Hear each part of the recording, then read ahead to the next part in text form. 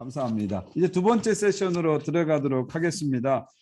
예, 두 번째 시간 우리 지용군 대표님을 소개하고 계속 강의를 듣도록 하겠습니다. 우리 지용군 대표님은 목회데이터 연구소 대표신데요. 이 목회데이터 연구소는 한국교회 좋은 뜻을 가진 목회자와 교회들이 협력해서 세운 그런 기관으로서 한국교회에게 아주 정확한 목회 데이터, 통계 자료들을 주면서 정확한 목회적 판단하는데 아주 도움을 주는 아주 좋은 연구소입니다. 특별히 이번 코비드 사태 속에서 아주 실질적인 데이터들을 이 목회 데이터 연구소에서 많이 제공해 주셨습니다. 우리 지영구 대표님은 오랫동안 한국 갤럽에서 오랫동안 일하신 데이터맨입니다. 데이터 전문가십니다. 그래서 이것을 이제 교회 버전으로 특별히 이렇게 하시면서 한국교회 아주 귀중한 자원들을, 자산들을, 자료들을 주고 계십니다. 그래서 이 코로나 상황의 목회 상황들, 또 그 이후의 목회 상황들을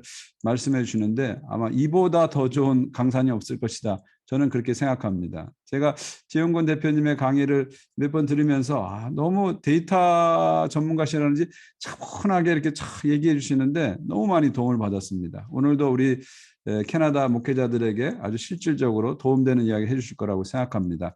우리 지영권 대표님 나오실 텐데 여러분 손을 좀 들어서 박수로 맞이해 주시기 바랍니다. 환영합니다. 네, 반갑습니다. 안녕하세요. 목회데이터 연구소 지용군입니다.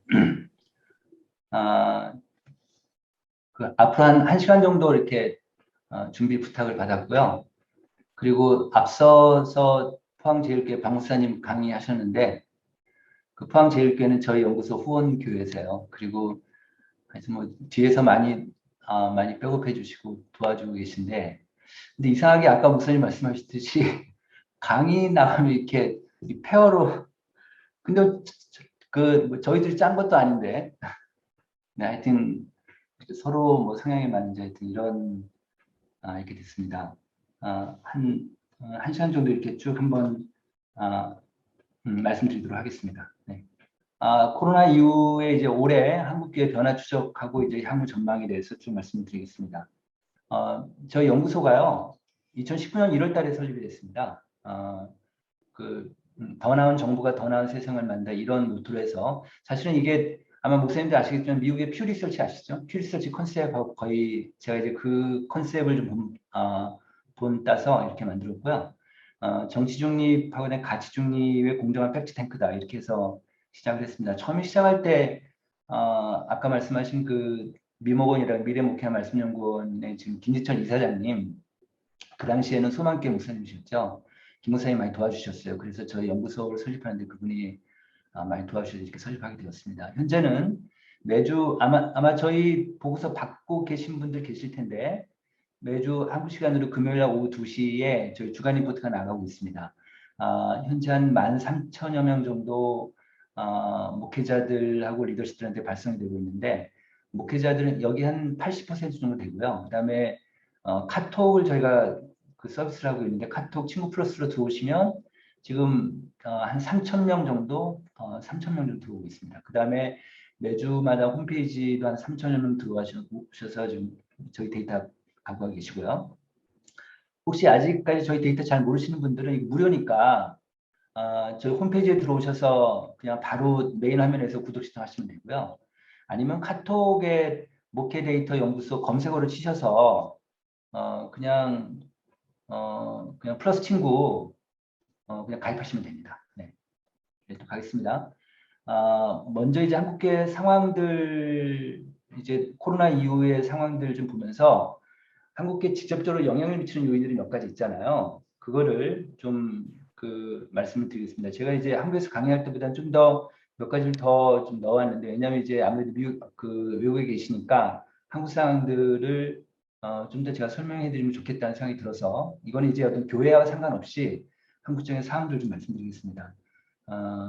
출산율이 낮은 건데 지금 현재 우리나라가 전 세계에서 가장 낮은 출산율을 보이고 있어요. 이걸 아실 거예요. 근데 이게 지금 작년 말 기준으로 0.84명인데 서울은 이게 지금 한 여성이 평생 동안 낳을 수 있는 아이의 수예요.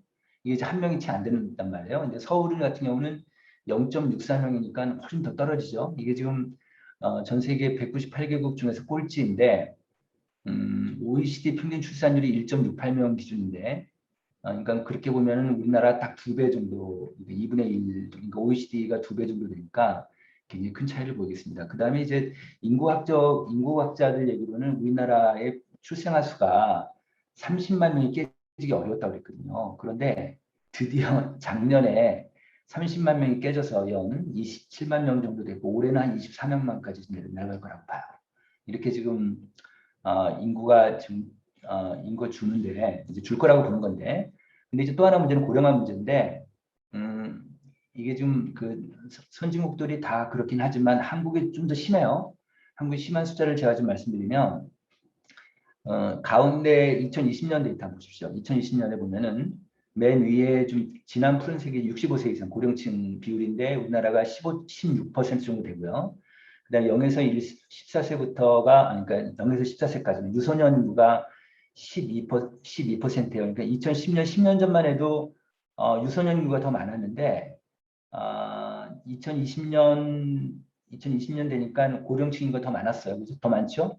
그러니까 16대 12 정도 되고 이제 앞으로 30년 뒤에 2020년, 30년, 2050년을 보면은 고령층 인구가 40%고요. 그다음에 유소년 인구가 한 9% 정도 돼요. 이렇게 되다 보니까 한 4배 정도가 4.5배 정도가 더 많은데 이제 그 이렇게 되면 고령층이 많다 보면 그러면은 이제 그다음 가운데 숫자를 보시면요. 그 2020년에 가운데 72%였죠. 이게 뭐냐면 15세에서 64세가 이게 경제활동 인구입니다. 생산 가능 인구예요. 그러니까 그렇게 움직일 수 있는 사람들인데 2050년 되면은 그 경제활동 인구가 이제 우리나라 전체 인구의 51%밖에 안 되는 거예요. 이러다 보니까는 이제 앞으로 한국 사회는 그 복지가 굉장히 중요해질 수 있겠다. 왜냐하면 이제 한 사람이 벌어서 한 사람을 먹여 살려야 되는 그런 시대가 되니까.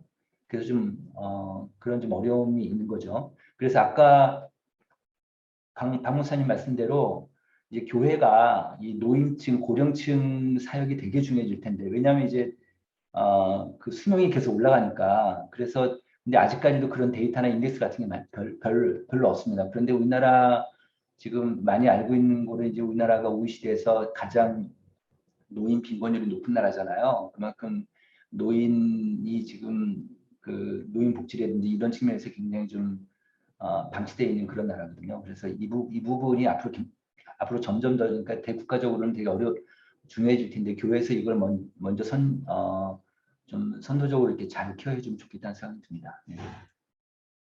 그다음 이건 뭐냐면 그 OECD 주요국 중에서 65세 이상 고령층 비율인데요. 이게 지금 올해 초에 한국경제연구원에서 발표한 자료예요.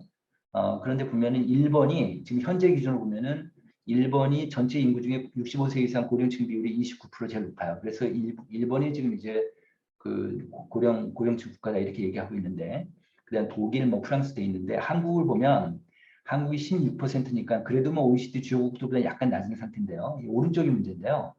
오른쪽을 보시면 우리나라 이 주요국 나라들의 고령화 속도인데 이 고령화 속도 개념이 뭐냐면 65세 이상 인구의 연평균 증가율이에요. 증가율을 보니까 OECD 평균이 2.6%인데 한국이 4.4%로 압도적으로 1위예요. 그리고 미국, 뭐 프랑스, 일본 이런 식으로 가다 보니까 이렇게 지금 고령화 속도가 빠르다 보니까 이 그래프는 뭐냐면 2019년 9월 달에 우리나라 정부에서 2019년 장래인구 특별 추계를 반영해서 세계 인구하고 한국 인구를 비교를 한 거예요. 그 데이터인데 2067년이니까 이게 2017년 기준으로 했을 때 50년 뒤에 65세 이상 고령층 비중 국가별 수인 거예요. 여기서 보니까 한국이 압도적으로 이긴 거예요. 그러니까 2067년 정도 되면 우리나라 전체 국민 2명 중에 1명이 노인이다. 이렇게 보는 거예요. 46.5%니까. 그 다음에 뭐 대만, 일본, 알바니아. 이제 우리가 일본을 역전해서 지금 이렇게 점점 더 이제 그 노인 국가화되고 있는 거죠. 이런 게 지금 한국 사회에 좀 가장 큰 이슈 중에 하나다. 이런 게 말씀드리고 싶고, 그 다음에 인구 감소 문제인데, 지금 그 인구 크로스, 그러니까 자연 증가율 그래서 그러니까 출생아, 신생아 수하고 사망자 수하고 이제 비교하잖아요. 그럼 우리나라가 2019년부터 데드 크로스 그래서 이제 역전이 됐어요. 2019년부터 사망자가 좀 더 많아졌어요. 그런데도 지금은 인구는 계속 늘고 있습니다. 그래서 우리나라 인구가 지금 2028년부터 마이너스로 되는 걸로 그렇게 예상이 되고 있거든요. 2028년부터. 그게 왜 그러냐면 그럼 지금 사망자가 더 많은데 왜 느냐? 이거 외국인 때문에 그렇습니다. 외국인 때문에. 외국인이 계속 들어오는데 지금 현재 우리나라 그 이주민이 전체 인구의 한 5% 정도 됩니다. 5%. 그렇게 되는데 제가 이제 예를 하나 들면 만약에 자동차 신차 있잖아요. 자동차 신차 모델이 막 길에 다녀요. 그러면 사람들 눈에 보이기 시작해요. 그게 마켓시ェ어 5%야. 그게 보통은. 그러니까 5% 정도 되면 눈에 보이기 시작하거든요. 지금 이제 우리나라 보면은 외국인들 눈에 보이잖아요. 외국인들이. 특히 뭐 안산 같은 경우는 굉장히 외국인들이 많은데 이제 앞으로 이 인구 감소 여기서 이 표에 보시면은 100년 후에는 지금 현재 5,100만 명에서 100년 1,500만 명으로 줄어요. 지금처럼 가면. 지금처럼 그렇게 많이 주는데 이거를 커버할 수 있는 유일한 방법은 이제 외국인 들어올 수밖에 없는데 아니면 인구 아까 제가 낮게 출산율을 올리든지 근데 출산율 올리는 게 뭐 보통 어려운 게 아니기 때문에 그럼 이제 외국인들이 점점 더 들어올 텐데 그래서 이 우리나라에서 이제 외국인 사역도 굉장히 중요해질 겁니다. 한국에서는 그렇게 좀 그래 이런 지표들을 보면 앞으로 이제 외국인 사역들이 굉장히 중요해질 것 같다 이렇게 좀 보고 있습니다. 네. 그다음에 이제 지난 2년 동안 이제 코로나 관련해서 코로나 블루를 좀 말씀드리고 싶은데 그 우울 위험군 그래서 이게 지금 그 보건학 용어인데요. 그러니까 우울증 환자는 아니고, 그러니까 우울증으로 가기 직전의 상태라고 보시면 될 것 같습니다. 근데 이게 우울증 테스트를 좀 해보는데, 그러니까 국민 여론조사 테스트를 한 거예요. 이랬더니 2020년 3월 작년 초에 이제 코로나 막 시작했을 때 우리나라 전체 국민 중에 이 우울 위험군이 전체 18%나 되는 거예요. 18%. 근데 올해 초에 보니까 23%까지 올랐어요. 23%면은 전체 국민 중에 4명 중에 1명꼴이잖아요. 그 정도로 많은데, 그럼 코로나 전에 이게 지금 어느 정도 숫자인지를 보기 위해서는 비교를 해보면 코로나 전에 2018년도에 코로나 전에 똑같은 스킴으로 조사를 했더니 4%였어요. 그러니까 거의 뭐 4배, 5배 정도, 6배 정도 이렇게 우울 위험군이 이제 올라 있다. 이렇게 좀 어려운 상태이고요. 근데 이제 문제는 뭐냐면 오른쪽 그래프를 보시면 2020년 3월하고 2021년 3월하고 비교를 해본 거예요. 근데 이 우울 위험군이 증가가 되는데 어떻게 증가됐냐? 20, 30대가 높게 나왔어요. 20, 30대가 그 아주 높게 나왔죠. 지금 요즘 젊은 사람들이 좀 그 사회에 대해서 좀 상실감이 크고 그다음에 이제 부동산 값이 계속 올라가니까 자기네가 좀 어떻게 할 수 있는 방법이 없다고 생각하고 있죠. 그래서 지금 MZ 세대라고 할까요? 이들층이 라이프 스타일이 어른들하고 완전히 다른데 지금 이들 그룹을 교회에서 어떻게 커버해야 될지가 지금 한국 사회에서는 굉장히 큰 숙제입니다. 네, 또 볼게요.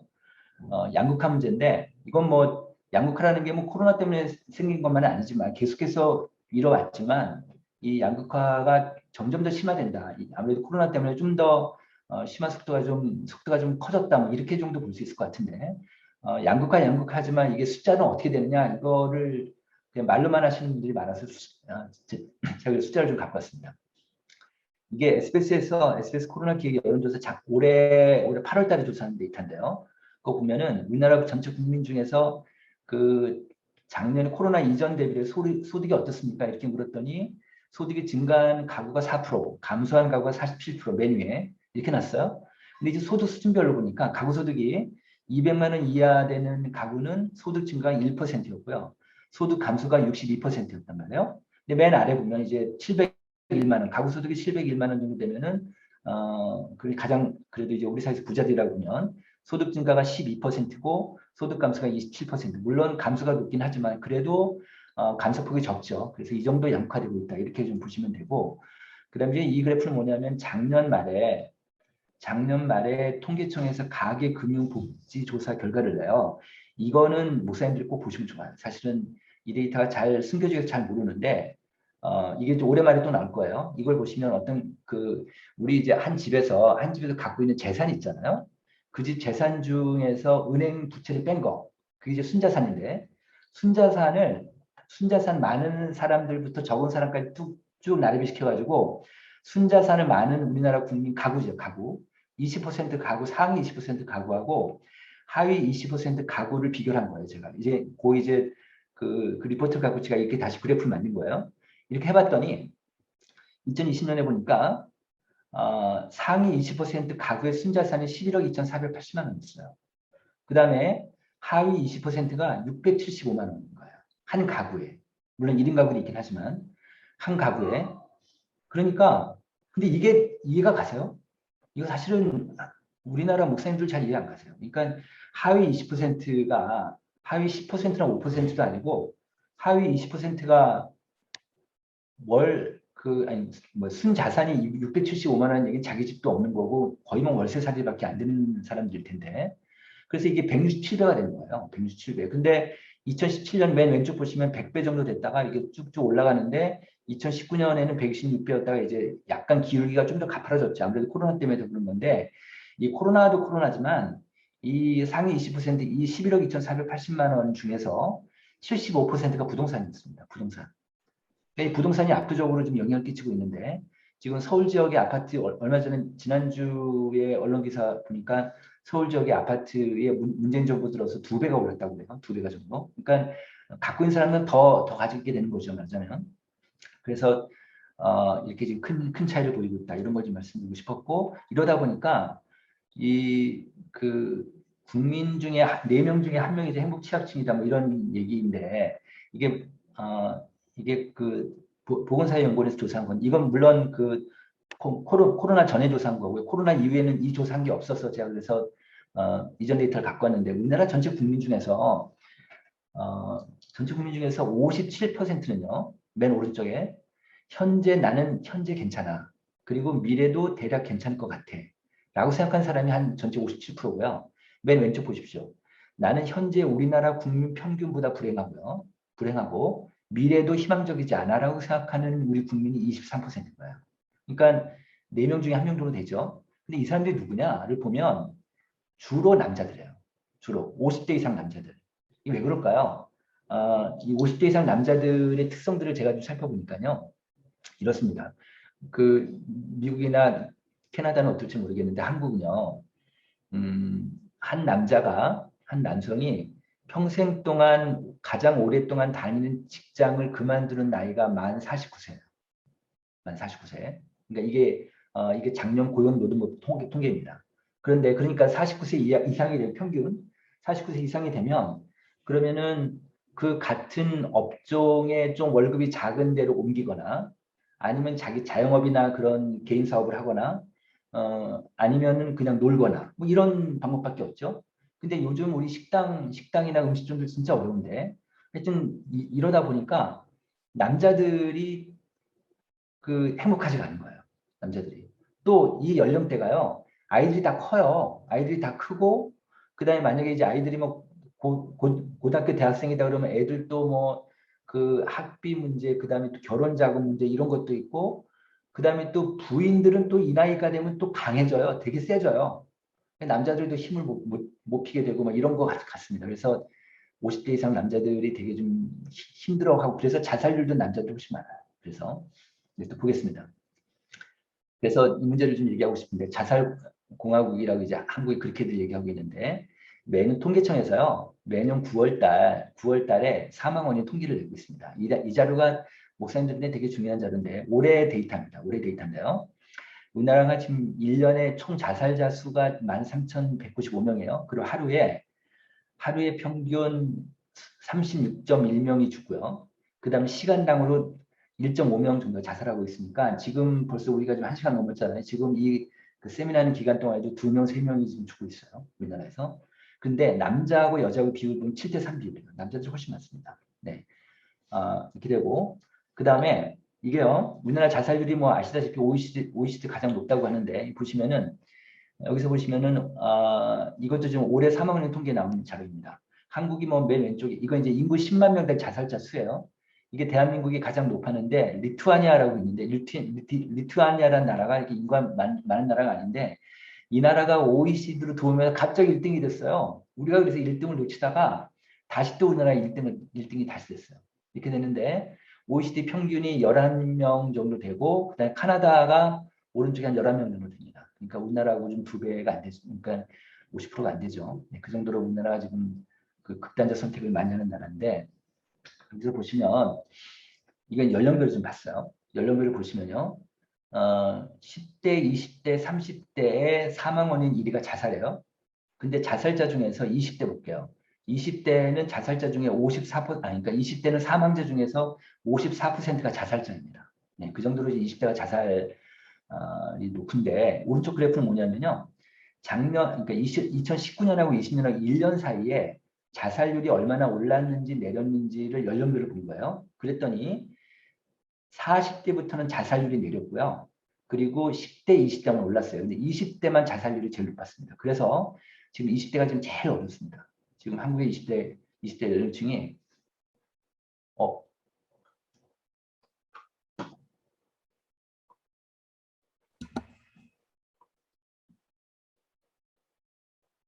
네, 저 말씀 들리죠?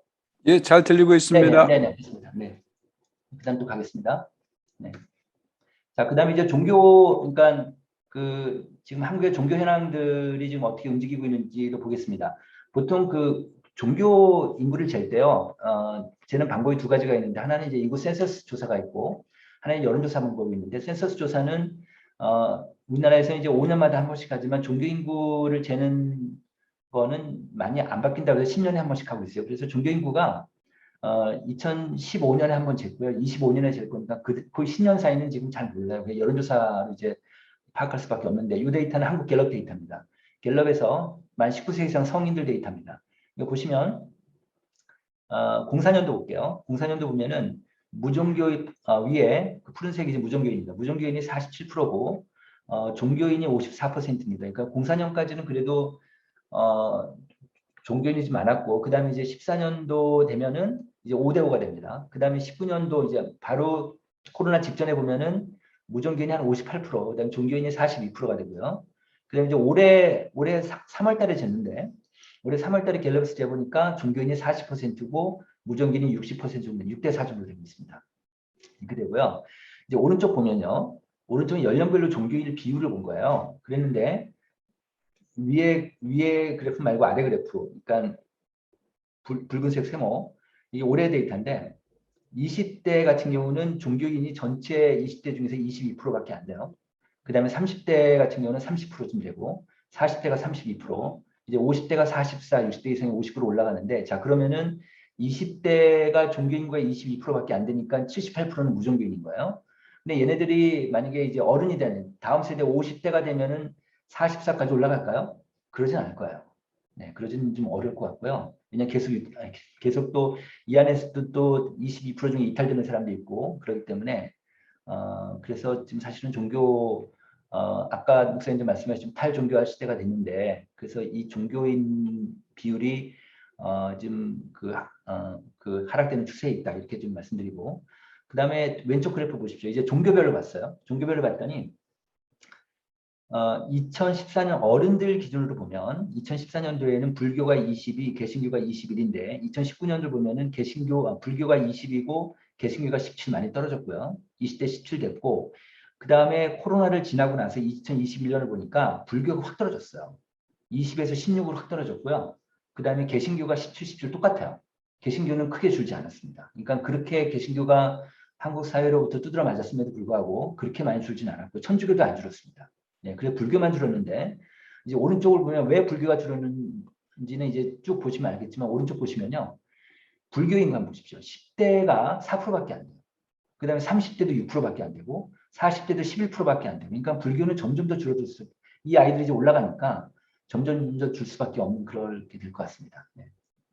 자, 그 다음에 제가 이것만 언론에 발표한 건 아니고요. 제가 그냥 이 갤럽 데이터를 갖고 추정치를 한번 내봤습니다. 로직을 걸어서 그 2014년도에는 종교인이 50이었고 2019년에 40이었고 2021년에는 40이었는데, 요 하락세 이 추정 그래프 라인을 갖고 추정 그 기울기를 갖고 한번 그대로 한번 해봤더니 2031년대는 종교인이 34%까지 빠져요.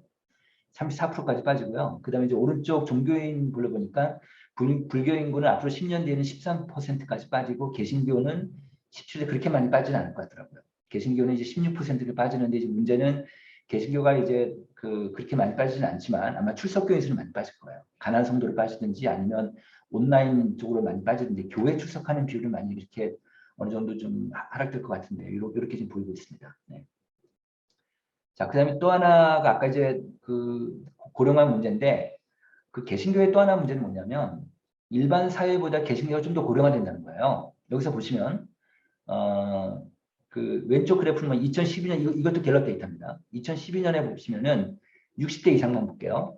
일반 국민들 전체 연령별 분포하고 그 다음에 개신교인들 연령별 분포를 비교를 해본 거예요. 그랬더니 60대 이상 같은 경우는 2012년도에는 21%, 일반 국민이 21%고 개신교인이 23%인가 약간 개신교인 고령층이 좀 더 많았는데 이제 오른쪽 보시면 올해 같은 경우는요. 60대 이상이 일반 국민이 29%인데 개신교인이 38%입니다. 그러니까 요 10년 사이에 물론 이제 오차율이 있긴 하지만 10년 사이에 그 고령층이 굉장히 많이 늘었습니다. 그러다 보면은 이게 어느 한 그룹의 집단에 어느 한 사회적 주체 한 그룹에 이 연령이 올라가잖아요. 고령화가 되면 어떤 문제가 생길까요? 문제라기보다 어떤 현상이 생기냐면 좀 보수화가 됩니다. 보수화, 이념적으로 보수화. 네, 그래서 지금 각 종교별로 보면은 불교를 빼놓고는 보면은 무종교인이나 그 카톨릭보다는 개신교인이 훨씬 보수적입니다. 네, 그렇고요. 자, 그다음에 이제 교회 코로나 이후에 한국 교회 변화를 좀 보겠습니다. 저희 연구소에서 작년 4월달, 7월달, 작년 11월달, 올해 6월달 이게 4번에 걸쳐서 그 개신교인들 추적 조사를 해봤습니다. 그다음에 이제 목회자들도 작년 11월달 한번 조사하고 올해 6월달 조사했는데 그 데이터입니다. 작년 11월달에 목회자들 600명을 조사했고요. 그다음에 올해 6월달에는 891명 조사를 했는데 이 조사는 어떻게 뽑았냐면은 교회 사이즈별로 골고루 목사님 연령별로 골고루 뽑았습니다. 그래도 무작위성을 좀 해서 뽑았는데 그 왼쪽에 회색이 작년 11월 달 데이터고요. 푸른색이 6월 달 데이터입니다. 이건 뭐냐면 목사님들한테 물었습니다. 목사님, 코로나 전을 목사님 사역을 100으로 봤을 때 지금 얼마나 됩니까? 이렇게 물은 거예요. 이렇게 물었더니 현금 수준은 코로나 전 대비로 푸른색만 보겠습니다. 올해 6월 달 거 76%고요. 그다음 어른 예배, 장령 예배는 현장 예배 들어오시는 분들 온라인 예배까지 다 포함했을 때 한 70% 정도 된다. 이렇게 응답을 했고 그래서 교회 학교가 42% 정도. 작년 말에는 한 48%까지 됐다가 올해 42% 떨어졌어요. 그러니까 지금 이게요. 지금 교회 학교가 코로나 이전에 100으로 봤을 때 지금 58% 애들이 없어졌어요. 목사님들이 지금 그렇게 응답을 하신 거예요. 네, 그래서 이게 지금 심각한 문제고요. 그다음 또 하나는 이 코로나 때문에 이제 교회에서 어린 예배는 하더라도 교회 학교를 문 닫은 교회가 꽤 돼요. 그러다 보니까 아이들 온라인 예배도 잘 안 되고 이렇게 되다 보니까 또 이 큰 교회들 목사님 같은 경우는 교사들도 없어졌다. 교사들 추스리기도 좀 힘들다. 이렇게까지 얘기하고 계십니다. 그래서 지금 한국 교회는 뭐 지금 상황적으로 어렵지만 하여튼 그냥 쭉 제가 이렇게 쭉 멀리서 바라보면 교회 학교 중고등부, 초등부 이쪽 아이들을 어떻게 추스린가 좀 앞으로 굉장히 큰 바꿈인 것 같습니다. 그다음에 지역사회 구제 봉사가 37, 그다음 전도 선교가 27, 제자훈련 성경 공부가 22, 그다음에 소그룹 활동이 20 이러다 보니까 코로나 전보다 지금 기존 사역들이 한 20~30%밖에 못하고 있는 거죠. 그렇게 되겠습니다. 그래서 저는 작년 11월 달에 이게 지금 그 교회 출석 제한 그게 10% 똑같거든요. 근데 이게 그래서 좀 올해 2월 달에 좀 오를 거라고 생각했는데 그러지 않았습니다. 네, 그랬고요. 그다음에 이제 또 하나 문제는 미국, 캐나다, 북미 쪽하고 저희하고 정말 한국과 다른 것 중에 하나가 이겁니다. 이 데이터인데요.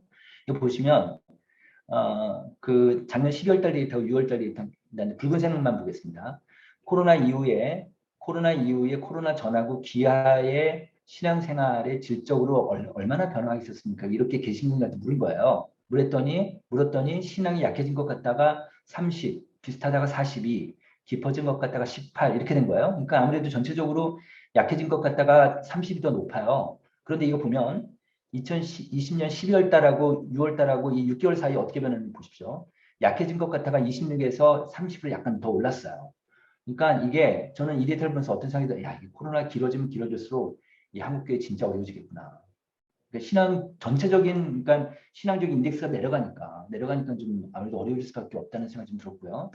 그 다음에 이건 뭐냐면 그 질적인 약화인데 여기서 보시면은 개신교인들, 그러니까 성인들 같은 경우 좀 더 이거는 뭐냐면 교회 출석자 기준입니다. 교회 출석자 기준으로 성인들 같은 경우 약해진 것 같다가 27, 깊어진 것 같다가 22, 그래서 약해진 것 같다가 더 높아요. 그죠? 한국은. 근데 기독 중고생들 같은 경우는요, 이게 지금 교회 출석하는 중고생들이에요. 약해진 것 같다가 35, 깊어진 것 같다가 16, 2배 이상 차이가 나요. 그 청년들 보면, 기독 청년들 보면, 기독 중고생들하고 청년 올해 조사한 겁니다. 다 똑같이 그랬는데, 올해 조사한 겁니다. 기독 청년들은 약해진 것 같다가 38, 깊어진 것 같다가 13, 이건 3배 차이가 나요. 이렇게 보면, 이렇게 세 그룹, 어른들, 중고생들, 청년들, 세 그룹을 보면은 다 약해졌지만, 그렇지만 청년들이 지금 가장 그 약해진 비율이 높다. 이렇게 데이터로 좀 나와 있습니다. 이제 또 볼게요. 이 데이터는 뭐냐면, 퓨 리서치에서 올해 작년 6월 달 코로나 때 조사해서 올해 1월 달에 발표한 자료고요. 경제선진국 14개국을 18세 이상 전 세계 14,000명을 조사한 거예요. 이거를 봤더니 제가 처음에 이해를 제가 못했어요. 이걸 봤더니. 여기 보시면요. 코로나19로 인해서 혹시 이 데이터 보신 분 계실지 모르겠습니다. 코로나19로 인한 자신의 종교적 신앙이 얼마나 변화했는지를 작년 6월 달에 보니까 미국이 오히려 더 강해졌대요. 미국이. 물론 이제 그 당시에는 미국이 굉장히 코로나 때문에 굉장히 어려웠을 때긴 하지만 그 다음에 스페인 이거 보시면요. 이탈리아, 캐나다, 호주, 영국, 프랑스, 뭐 벨기에, 네덜란드 이런 나라들이 전체적으로 보면 종교적 신앙이 코로나 때문에 더 강해졌어요. 그래서 그 퓨 리서치 보도자를 보면은 코로나19가 세계인의 종교적 신앙을 강화시켰다 이렇게 나와요. 이렇게 나오는데 한국을 보면은 강해졌다가 10, 약해졌다가 9 이렇게 응답이 됐습니다. 한국 조사 어디서 했는지 모르겠는데 하여튼 이렇게 나왔습니다. 그래서 제가 좀 전에 말씀드린 데이터를 보면 한국 분명히 약해졌거든요. 특히 이제 교회 출석자들 크리스찬들 같은 경우는 그래서 왜 이런 현상이 나타날까? 한국은 왜 약해졌다가 여기 보면은 14국 중에 가장 높을까? 이걸 보면은 한국은 미국이나 뭐 이런 나라들보다 이 교회를 중심으로 신앙 액티비티를 해서 그런 것 같긴 해요. 그러니까 한국은 오로지 교회를 중심으로 해서 신앙생활 하니까 교회가 딱 셧다운 당하니까 교회가 클로즈 하니까 어떻게 신앙생활을 못하니까 본인 스스로도 약해졌다고 인식하는 게 아닌가 이런 생각이 좀 들었습니다. 그다음에 또 하나 이번에 이제 코로나 때문에 그 코로나로 물론 이제 그 앞에서도 말씀드린 경제적인 양극화가 계속적으로 진행되는 건 우리가 뭐 다 알 수밖에 없지만 신앙도 양극화된다는 거죠. 신앙도. 그런데 이제 이걸 보시면 그, 어, 그 신앙 단계를 그 미국의 그 윌로우 크릭 처치에서 그 나온 책자가 리빌이라는 책자가 한국에 번역이 됐어요. 그 책에 보면은 제가 그 책에 있는 걸 그대로 땄는데 거기서 보면 이제 미국 교인들의 신앙생활, 신앙 수준을 이렇게 4가지로 나눴습니다. 4가지로 나눠서 분석을 했는데 1단계는 나는 하나님을 믿지만 그리스도에 대해서는 잘 모르겠다. 내 정도는 아직까지 삶에서 큰 비중을 차지하지 않는다. 이런 문장. 그러니까 이런 사람들은 아무래도 구원의 약속도 없고 이런 사람들이 교회를 출석하지만 그다음 4단계는 하나님은 내 삶의 전부이면 나는 그분으로 충분하다. 나의 모든 일은 그리스도를 드러낸다. 아주 이제 그 신앙이 강한 사람들이죠. 이렇게 응답자들한테 조사 대상 개신교인들한테 이 4가지 문장을 보여주고 귀하의 신앙은 어디에 속하십니까? 이렇게 물었어요. 그래서 이제 응답을 했을 거 아니에요. 그럼 이렇게 4개 그룹을 구분한 다음에 이 신앙이 약해 코로나 이전하고 이후하고 어떻게 되는지 질문했더니 1단계 보십시오. 신앙이 가장 약한 사람들은 신앙이 약해졌다가 35, 그다음에 깊어졌다가 6%. 그러니까 1단계는 약해진 비율이 훨씬 더 높죠.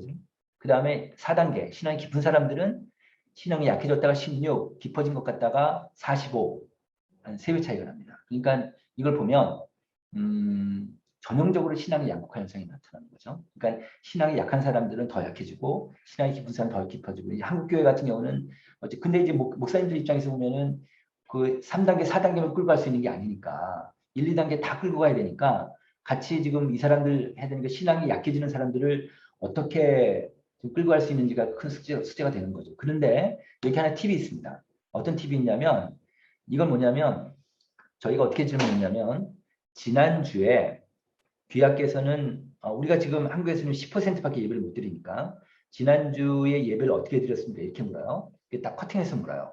그러면은 현장 예배 드리는 사람, 온라인 예배 드리는 사람, 방송 예배, 가정 예배 드리는 사람, 드리지 못했다는 사람 나오잖아요. 이 사람들 갖고 그 신앙이 약해졌다, 깊어졌다 다시 물어본 거예요. 그랬더니 현장 예배 보십시오. 현장 예배는 신앙이 약해진 것 같다가 25, 신앙이 깊어진 것 같다가 26, 거의 비슷하죠. 근데 온라인 예배 보십시오. 온라인 예배가 신앙이 약해진 것 같다가 39, 깊어진 것 같다가 15예요. 그러니까 이 무슨 문제가 있냐면 온라인 예배가 좋긴 하지만 편하긴 하지만 온라인 예배자들의 문제가 뭐냐면 신앙이 약해진다는 거예요. 네, 아무래도 그러니까 그 예배를 잘 드리지도 못하고 집중하지도 못하고 이런 문제가 있어서 그래서 문제는 온라인 예배자의 신앙 약화 현상인데 그런데 지금 한국에서는 아마 거기도 마찬가지겠지만 이 온라인 예배가 어느 정도 이제 일상화됐단 말이에요. 지금 이거를 버릴 수는 없는데 여기서 보시면 이건 뭐냐면 제가 좀 전에 말씀드린 그 이게 지금 작년 4월달, 12월달, 올해 6월달 추적해서 조사한 데이터인데 그 지난 주일날 예배 어떻게 들었습니까? 했더니 출석하는 교회 가서 예배 들었다. 작년 4월달 코로나 막 시작하고 나서죠. 이때는 전체 교인 중에서 14%만 교회를 갔고 그다음 온라인 예배 52%였어요. 그리고 맨 오른쪽에 예배를 아예 안 드리는 사람들이 13% 됐고요. 그런데 작년 12월 달에는 출석해서 드리는 사람들이 52%, 그다음에 6월 달은 49% 약간 내려갔고, 그다음에 올해 12월 달에는 온라인 예배를 드리는 사람이 24%고 6월 달에는 31%. 그러니까 온라인 예배가 좀 늘었어요. 똑같은데. 그래서 이건 지금 분명히 하나의 인사이트, 그러니까 하나의 메시지가 있는 거죠. 그래서 한국에서도 지금 온라인 예배자가 약간씩 늘고 있습니다. 네, 그렇게 이해하시면 될 것 같고요. 그 다음에 이제 맨 아래쪽 보시면은 줄 성수에 대한 걸 물었어요. 그 목사님들한테, 개신교인들한테 어떻게 물었냐면, 주일 예배는 반드시 교회에서 드려야 한다. 온라인 예배 또는 가정 예배를 대체할 수 있다. 이 두 가지 의견 중에서 귀하는 어느 의견에 조금이라도 더 가깝습니까? 이렇게 물었어요. 이렇게 물었더니 온라인 예배나 가정 예배를 대체할 수 있다고 생각하는 개신교인이 66% 정도 나왔습니다. 그 다음에 교회에서 드려야 한다가 28%, 그러니까 66대 28 정도 되는 거예요. 그러니까 3명 중에 2명 정도는 이제 온라인 예배가 이제 예배로 이제 인정하겠다는 거죠, 말하자면. 네, 그렇게 되는 거고, 그리고 또 하나는 이거 뭐냐면 지난 일주일 동안에 이제 워낙 이제 온라인 그러니까 지난 일주일 동안에 다른 교회 온라인 예배나 설교를 들은 적이 있습니까? 이렇게 물었어요. 이렇게 물었더니 개신교인들 교회 출석자 중에서 무려 절반 정도가 그렇다고 대답을 했어요. 그러니까 자기 교회뿐 아니라 다른 교회도 이제 온라인 예배자들이나 온라인 예배를 드리는 거죠. 예컨대 한국의 뭐 이찬수 목사님이라든지 유기성 목사님, 김기성 목사님 같은 분이 이제 완전히 온라인상에서 이제 스타 목사가 되신 거죠, 말하자면. 이러고 근데 이런 코로나가 또 긍정적인 것도 있습니다. 오른쪽 보시면 가나안 성도, 교회 안 나가는 크리스찬들, 가나안 성도 같은 경우에 작년 말에는 지난 일주일 동안에 교회 온라인으로 들어가서 예배 드린 사람이 21%였는데 올해 6월달에 36까지 쑥 올라갔어요. 그래서 이게 지금 온라인 예배가 좀 많이 활성화되고 또 이제 큰 교회들에서 온라인 어떤 컨텐츠라든지 온라인 어떤 그 스킬들이 계속 올라가니까 가난 성도들이 거의 3명 중에 1명 이상이 지금 예배를 드리고 있구나, 그 설교를 드리고 있는 이런 현상도 이런 현상이 나타나고 있습니다. 그 다음에 또 하나는 보시면요. 예배별 만족도인데 우리가 이제 그 보통 그 목사님들 얘기할 때 현장 예배 만족도가 높다. 그렇게 얘기를 하시는데 맞아요. 이거 진짜 그렇게 나왔습니다. 그래서 현장 예배하고 온라인 예배하고 이제 방송 예배 드린 사람들 예배 만족도를 물어봤어요. 그랬더니 이게 사중축도로 매우 만족, 뭐 약간 만족 이렇게 물어봤더니 매우 만족이라고 응답한 사람들 비율을 보니까 현장 예배는 46, 온라인 예배는 27, 방송 가정 예배는 12% 이렇게 나왔어요. 그러니까 현장 예배가 만족도가 제일 높죠, 그죠? 확실히 높은데 그다음에 약간 만족을 합했어요. 저희 같은 이제 조사 전문가들은 언론의 만족도를 발표하잖아요. 발표할 때는 반드시 매우하고 약간 만족을 합합니다. 합해서 만족도를 얘기해요. 그럴 때 보면은 현장 예배 만족도는 이제 89%인 거예요. 온라인 예배 만족도가 83%인 거예요. 그러니까 이게 큰 차이가 안 나요. 물론 현장 예배 만족도는 높지만 우리가 보통 이제 언론에서 발표할 때 이제 우리나라 국민의 대부분이 뭐 우리나라 국민의 대부분이 찬성한다, 뭐 반대한다 이런 여론조사 결과들 있잖아요. 대부분의 기준이 있습니다. 대부분의 기준이 80%예요. 그러니까 여기서 보시면은 온라인 예배자의 대부분이 만족하는 거예요. 그러니까 한국에선. 그러니까 이렇게 되니까 온라인 예배를 물론 그냥 현장 예배를 그대로 그냥 송출하지만 오프라인 형식의 예배지만 온라인에서 듣는 사람들이 이제 만족하는 비율이 높은 거죠. 저는 그렇게 이해하시면 되고요. 그럼 이제 온라인 예배 드는 사람들 어떻게 들었냐? 봤더니 실시간으로 드린 사람이 85%, 처음부터 끝까지 시청한 사람은 77%, 그 다음에 교회 예배 때처럼 찬양할 때 직접 입을 벌려서 찬양하고 기도할 때 기도했다는 분이 58%, 그냥 가만히 시청만 하는 사람이 42%. 사실 42%는 목사님들 입장에서는 되게 좀 많이 불편한 숫자인데 이게 그다음에 이제 아래쪽 오른쪽 보시면은 한 기기로 온라인 예배 드린 인원수가 평균 2명이 나왔습니다. 평균 2명. 어떤 그 목사님들이 이제 조회수험이 이제 곱하기 얼마에 될지 아주 잘 모르시는 분이 있어요. 그래서 이번에 조사를 했어요. 2.0을 곱하시면 되는데 그 오른쪽 위에 그래프 한번 보십시오. 42%이 사람들이 지금 보면 온라인 예배자들이 생겼어요. 그죠? 만족도 하고 그다음에 온라인으로 예배만 드리는 사람들이 생겼는데 이 온라인 예배자들의 42%가 가만히 그냥 시청만 하는 시청자가 된 거예요. 아, 이거를 어떻게 할까? 그냥 가만 놔둬야 될까? 이 문제가 좀 있어요. 이 문제가 있는데 그러면 아무리 교회에서 설득하고 온라인 예배 이렇게 한다고 해도 이 42%가 줄까요? 제 경험적인 판단에서 42%가 줄진 않을 거예요. 점점 더 올라갈 거예요. 그러기 위해서 어떻게 되는가? 이 시청자들을 온라인 시청자들을 예배 시청자들을 위한 별도의 예배 포맷이 있지 않으면 안 될 것 같은 상태인 거예요. 예를 들면 그 과천교회라고 있습니다. 과천교회 제가 이제 아는 교회 중에 저희 후원교회인데 과천교회라고 하면 거의 주연식 목사님 되시는 데인데 과천교회 그 예배를 한번 들어가서 한번 보십시오. 거기 들어가서 보시면 예배가요 처음부터 끝까지 중간중간 계속 동영상이 있어요. 이 교회는 설교 중에도 반드시 동영상을 넣어요. 여기는 설교 중에도 동영상을 그러니까 제가 이제 이 교회 저희 후원교회니까 들어가서 보거든요. 그러면은 설교를 쭉 듣는데 동영상이 딱 들어오면 제가 갑자기 집중이 되더라고요. 제가 갑자기. 그러니까 이 영상을 틀면은 설교 중에도 영상을 틀게 되니까 제가 집중을 하게 되다. 그래서 이게 온라인 시대에 온라인 예배 이게 하나의 팁이 되겠다. 이런 생각이 좀 들었습니다. 그래서 어쨌든 온라인 예배자들을 위한 온라인 컨셉의 그런 예배를 어차피 지금 미국은 이제 하이브리드 처치라는 것도 일반화돼 있더라고요 보니까. 그래서 이제 한국도 하이브리드 처치 얘기 나오는데 그러니까 하이브리드 처치가 될 수 있도록 하기 위해서 이제 온라인 예배자들을 위한 그런 컨텐츠나 이런 것들 계속 개발해야 되는데 하여튼 그런 생각이 좀 들었습니다. 네. 자, 그다음에 그 이거 목사님들한테 물었습니다. 그 코로나 이후에 코로나 전에는 잘 나오다가 코로나 이후에 거의 교회에서 보이지 않는 사람이 얼마나 됩니까? 했더니 평균 20% 됩니다. 이게 20% 이제 없어진 거예요. 맞아는. 그다음에 이번엔 교인들한테 물었습니다. 코로나 끝나고 나서 주일 예배 참석 어떻게 하실래요? 물었더니 예전과 동일하게 교회에 출석해서 예배 드리겠다가 78% 정도 됐습니다. 그 다음에 이제 온라인 중심으로 하겠다 5%, 그 다음에 모노프라임 왔다 갔다 하겠다가 15%이 정도 됐어요. 그럼 여기서 보시면요. 왼쪽에 78% 있잖아요. 그럼 이제 예전 지금 현재 교회 출석자의 78%는 예전과 동일하게 이제 교회 가서 그러니까 그 교회가 출석하겠다고 했는데 그러면은 이 78% 사람들한테 다시 한번 우리가 물을 수가 있잖아요. 어떻게 묻느냐? 그럼 매주 꼭 출석하시겠습니까? 그러면은 아마도 출석할 것 같습니까? 이렇게 물으면은 매주 꼭 출석할 것 같다가 100% 아니겠죠.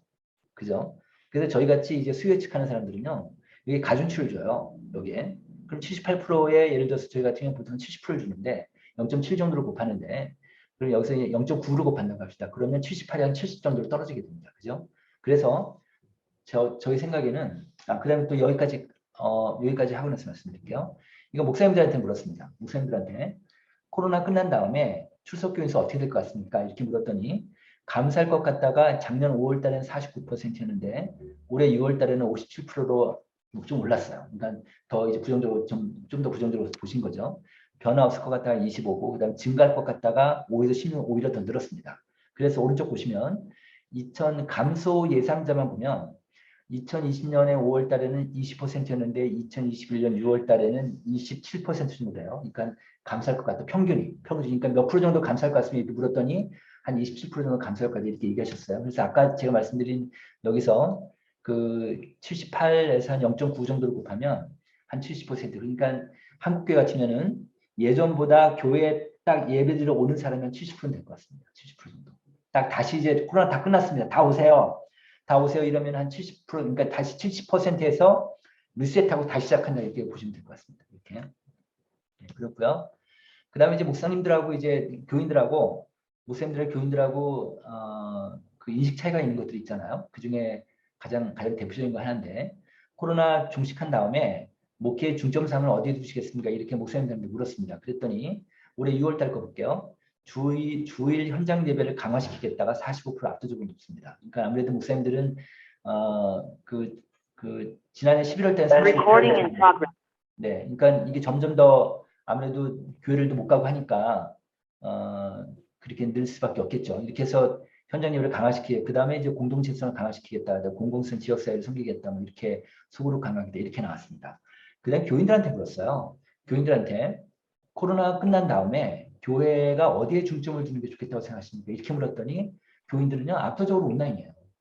온라인 시스템 구축하고 온라인 콘텐츠를 개발했으면 좋겠다. 이게 뭐 압도적으로 높습니다. 근데 두 번째 교회 공동체성 강화, 교제, 뭐 지역 섬김 이런 게 나왔습니다. 여기서 보시면요, 앞에서 이 목사님들한테 물었을 때 맨 오른쪽에서 두 번째 보십시오. 온라인 예배 등 온라인 콘텐츠 강화하는 목사님들은 13%로 아무래도 다른 것보다는 상대적으로 우선순위에서 좀 밑으로 내려가고 계신데 교인들은 이렇게 생각하고 있습니다. 이게 좀 인식 차이가 좀 있습니다. 네. 그리고 또 하나는 여기서 보시면요. 지금 우리나라 같으면은 지금 읍면 지역 같으면은 소형교회들이 많기 때문에 읍면 지역은 노인들도 많고 그렇기 때문에 읍면 지역은 온라인 안 하고 현장 예배 드리는 교회가 꽤 많아요. 그럼에도 불구하고 읍면 지역도 37%, 읍면 지역도 37%가 그러니까 그 온라인 요구를 하고 있는 거예요. 그러니까 전국 평균이랑 비슷해요. 읍면 지역도. 이렇게 지금 국민들 인식이 지금 바뀌고 있다. 이렇게 보시면 될 것 같습니다. 그 다음에 이렇게도 질문을 해봤습니다. 온라인으로 예배드리면서 오프라인에서 가끔 모임을 갖는 형태의 교회가 있다면, 형태의 온라인 교회가 있다면 참여하시겠습니까? 했더니 6월 달에 48%가 참여하겠대요. 이렇게 지금 한국 교인들이 이런 생각을 갖고 있습니다. 네. 자, 그 다음에 근데 목사님들한테 물었습니다. 목사님들한테 보시면 현재 주일 예배를 어떻게 드리고 있습니까? 이렇게 물었고요. 이렇게 물었는데 현재 주일 예배를 어떻게 드리고 있습니까? 했더니 맨 왼쪽 그래프 보십시오. 현장 예배하고 온라인 동시 중계를 하는 교회가 동시에 이제 온오프라인 같이 하는 교회가 작년 5월 때는 25%였는데 올해 6월 때는 52%쭉 올랐습니다. 50%쭉 올랐고요. 그 다음에 맨 오른쪽에 현장 예배만 드리는 교회 같은 경우는 작년에 5월 달에는 61이었는데 올해 6월 달에는 36. 그러니까 온라인 아예 안 하고 계속 현장 예배만 드리는 교회가 36이라고 보시면 돼요. 한국에서는. 그런데 이제 회색 그래프 보시죠. 회색은 뭐냐면 코로나 끝난 다음에 어떻게 하실래요? 이렇게 물었더니 목사님들 중에는 온오프라인 같이 하겠다는 교회가 현재 52에서 34로 줄어버렸어요. 다시 얘기하면 현재 온오프라인 동시 중계하는 100개 교회 중에 목사님 중에 40% 정도가 끊겠대요. 끊겠다고 응답을 하신 거예요. 그리고 맨 오른쪽 보시면은 코로나 끝나고 나서 현장 예배만 하겠다는 교회가 41로 36에서 늘었습니다. 이렇게 돼 있어요. 그래서 제가 그래서 개신교인한테 물어봤습니다. 개신교인 조사할 때 이 데이터가 있어서 혹시 교회에서 온라인 예배를 끊으면 교회 가실래요? 물었어요. 그랬더니 30%가 안 가겠대요. 교회. 이렇게 나와요. 네, 그 정도로 지금 인식들이 좀 바뀌어 있다. 이렇게 좀 말씀드릴 수 있을 것 같고요. 이건 그냥 넘어가겠습니다. 그다음 다음 세대의 얘기인데요. 이거는 예전 통합교단 데이터인데요. 이번 9월 달에 이제 교사 통계 발표가 됐는데 그 자료까지 포함해서 했습니다. 교회학교 인구를 보니까 초등학교하고 중고등학교, 그러니까 초등부하고 중고등부 다 합해가지고 지난 10년 사이, 2010년부터 2020년까지 11년 사이에 총 42%가 감소가 됐어요. 교회학교가. 근데 학령 인구는 그러니까 교회 밖에 일반 아이들 26%가 감소가 돼서 교회학교 감소 속도가 일반 학령 인구보다 한 1.6배가 더 빠르다. 이렇게 좀 그래서 굉장히 빠른 속도로 지금 감소하고 있습니다. 그다음에 교회 출석하는 아이들, 교회 중고등부 학생들입니다. 교회 출석하는 아이들한테 물어봤습니다.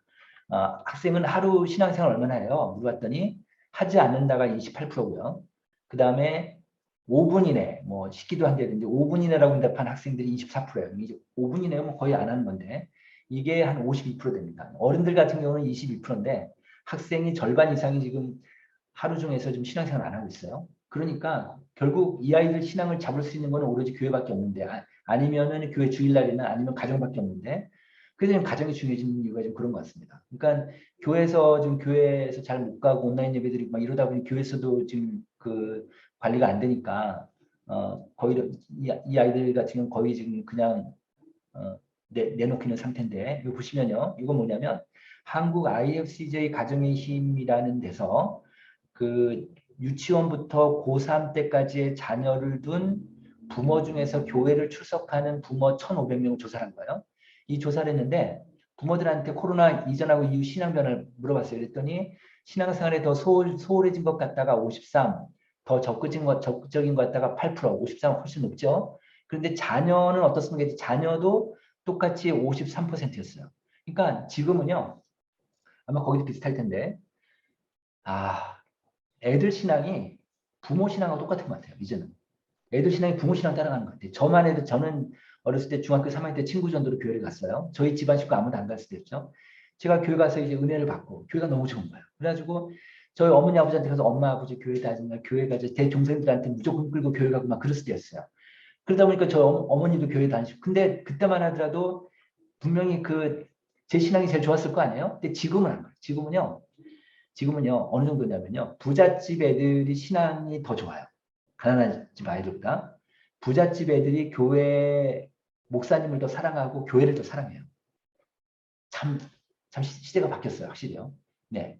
그래서 근데 지금 이제 아무래도 다 부모들이 차를 갖고 다니니까 부모 차 타고 애들이 교회 갔다가 교회에서 예배 끝나면 다 부모 차 타고 오고 이런단 말이에요.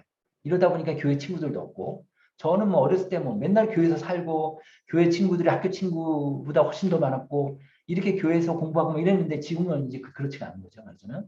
그래서 이번에는 지금 어쩔 수 없이 온라인 예배를 하고 있으니까 이게 지금 올해 6월 달에 교회를 출석하고 있는 개신교 중고생들 500명을 전국의 중고생들을 조사한 거예요. 애들 온라인 예배를 드리니까 온라인 예배를 드리기 전에 직전에 뭐 했는지 또 직후에 뭐 했는지 물어봤어요. 온라인 예배 드리는 아이들한테. 물어봤더니 온라인 예배 직전에 뭐 했습니까? 그랬더니 72%가 유튜브를 본대요. 주일날 아침부터. 그 다음에 온라인 예배 끝나고 뭐 했습니까? 했더니 85%가 유튜브 본대요. 요즘 애들은요, 완전히 유튜브 속에 살고 있어요. 유튜브 속에. 이러다 보니까, 유튜브, 예배 직전에 유튜브 보는 아이들한테 뭐 봤냐고 물어봤더니 음악, 게임, 엔터테인먼트, 드라마, 영화 이런 걸 봤고, 예배 끝난 다음에 뭘 봤냐고 그랬더니 또 음악, 엔터테인먼트, 게임, 뭐 애니메이션 이런 걸 봤어요. 애들이 뭐 예배 전이나 예배 후나 거의 비슷하죠? 얘네들이 지금 이렇게 살고 있는데 제가 하나 더 아까 말씀드리고 싶은 건 여기서 이거 하나 말씀드릴게요. 여기서요. 오른쪽 있잖아요. 오른쪽이요. 네. 오른쪽이 41% 있죠? 오른쪽이요. 지금 코로나 끝나도 또 지금 현장 예배만 드리겠다고 하는 교회가 41%인데 지금 요즘 세상 돌아가는 소식을 세상 돌아가는 뉴스를 무엇을 통해 얻습니까? 이렇게 우리 국민들한테 물어보면요. 20대 이상층은요, 다 인터넷 포털이에요. 그런데 10대들이 달라요. 10대들은요, 인터넷 포털이 아니고 유튜브예요. 얘네들은요, 유튜브로 온통 세상에 다 쌓여져 있어요. 얘네들은. 이러다 보니까 얘네들이 어른 되는 시점에서는 다 온 세상이 다 동영상으로 다 갈 거 아니, 아마 이제 메타버스고 뭐고 다 난리칠 텐데, 그쪽으로 갈 텐데, 이렇게 되면 이런 교회들은 아마 다 사라질 것 같아요. 아마 이제 10년, 20년 뒤에 이런 교회는 다 아마 없어질 것 같긴 해요, 사실은. 네. 네, 이제 그런 거 좀 말씀드리고 싶었고요. 네.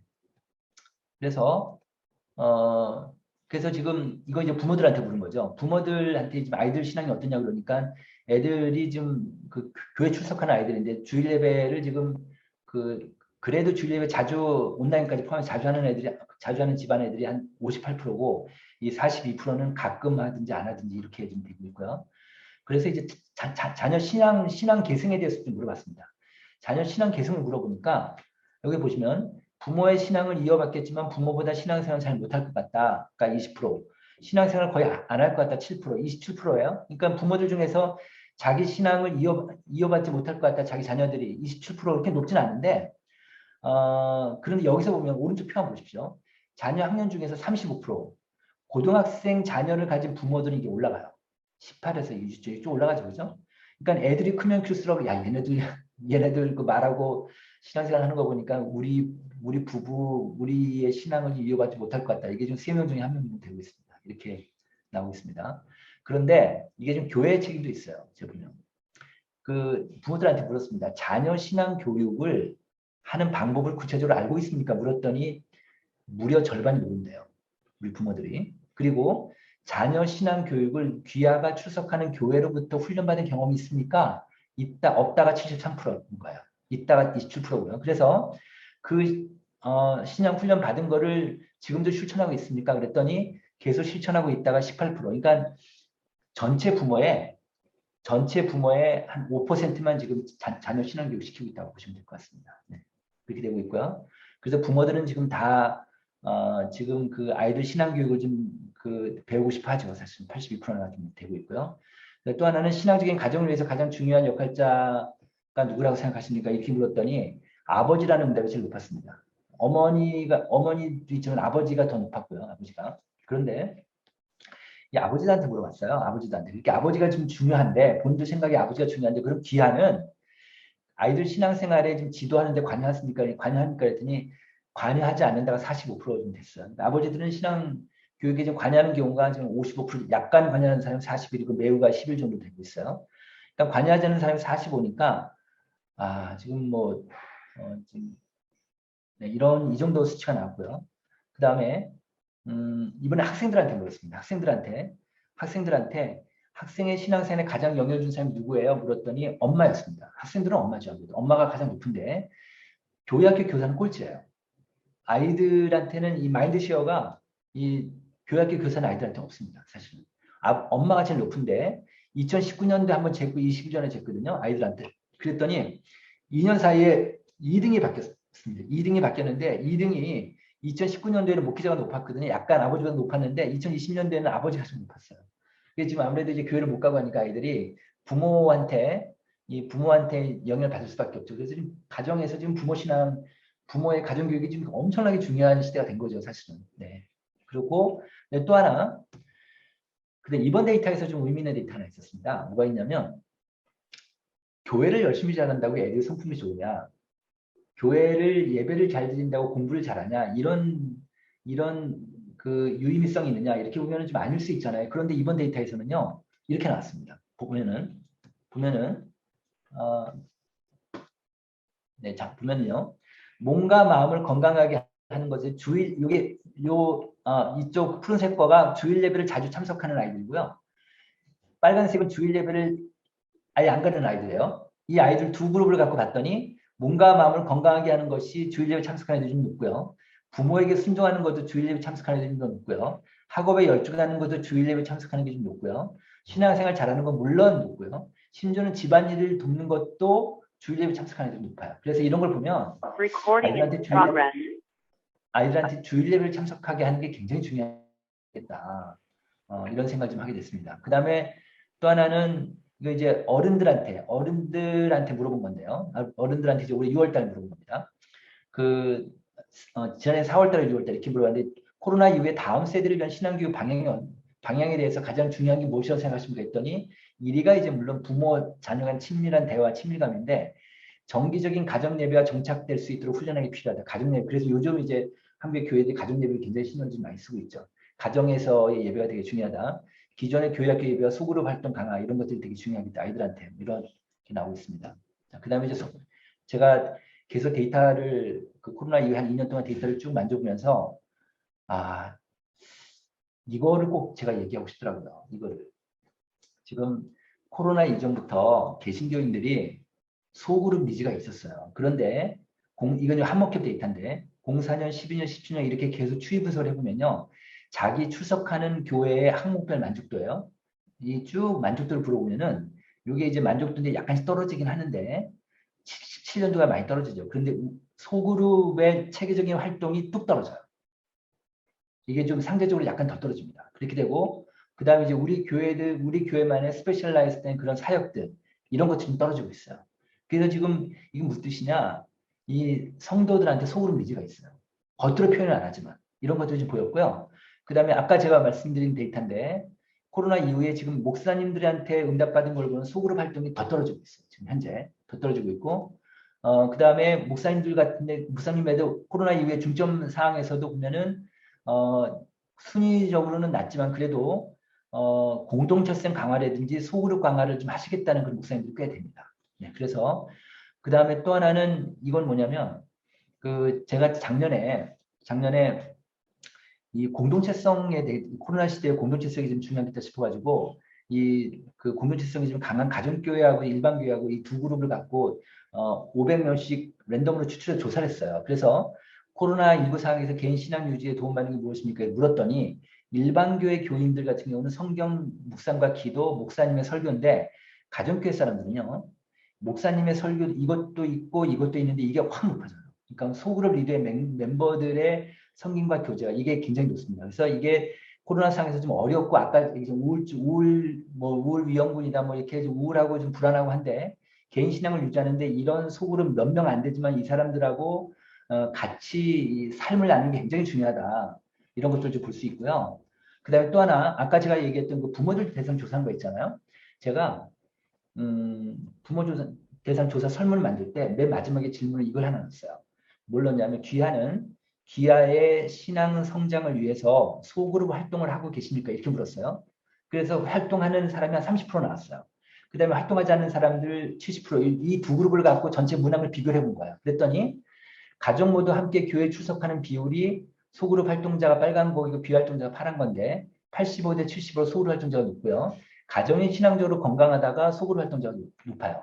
나는 평소 자녀 신앙 교육을 하고 있다가 소그룹 활동자가 높고 그 다음에 한 달 동안에 가족 기도회를 가졌다가 60 소그룹 활동자가 높고 그 다음에 자녀 신앙 교육 훈련을 받은 경험이 있다가 소그룹 활동자가 압도적으로 높고 또 자녀 성장 후에 부모보다 신앙생활 잘할 것 같다가 26으로 약간 더 높아요. 이런 걸 보니까 정기적으로 소그룹 활동하는 사람이 비활동자보다 모든 가정 신앙 지표가 긍정적이더라고요. 그런데 재밌는 거는 이 데이터를 보니까 큰 교회들, 그러니까 대형 교회 사이즈별로 차이가 나요. 뭐냐, 무슨 얘기냐? 교회 규모가 클수록 소그룹 활동을 더 잘해요. 오히려 교회 소기업들, 소형 교회들의 소그룹 활동이 잘 안 되더라고요. 그런 게 좀 나왔고요.